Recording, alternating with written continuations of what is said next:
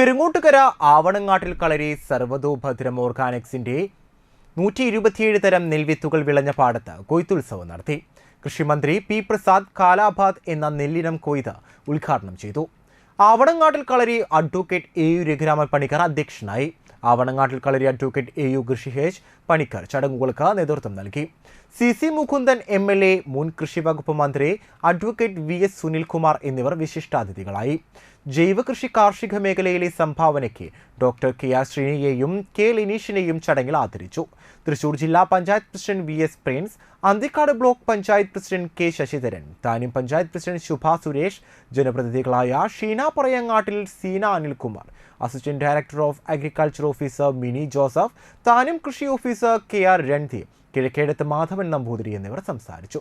127 തരം വിത്തിൽ 3 എണ്ണം വിദേശിയും 60 ഇനം കേരളത്തിന്റെ പുറത്തു നിന്നുള്ളതും ബാക്കിയുള്ളത് കേരളത്തിന്റെ തനത് വിത്തിനങ്ങളുമാണ്. ലോകത്തിലെ ഏറ്റവും ചെറിയ നെല്ലിനമായ തുളസി ഭോഗ്, 2 ഇനം അരിയുള്ള ജുഗൽ, കവുങ്ങിൻ പൂക്കുല പോലെയുള്ള കവുങ്ങിൻ പൂത്താല എന്നിവ കൗതുകമുള്ള ഇനങ്ങളാണ്.